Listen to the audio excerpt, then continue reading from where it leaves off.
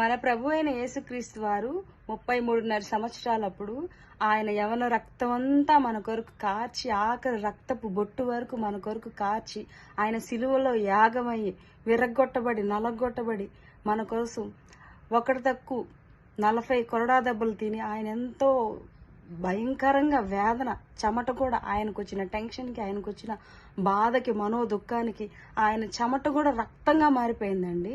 అసలంతా విలువైన రక్తం మన కొరకు కార్చారు.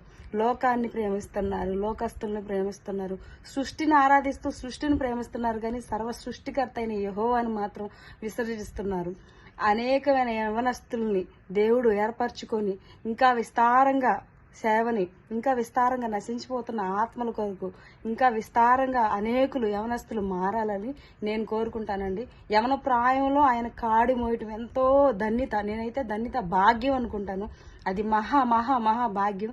ఆయనకే కోట్లాది వందనాలు స్తుతి స్తోత్రములు చెల్లించుకుంటూ ఈ చిన్న వీడియో కంప్లీట్ చేసేస్తున్నాను.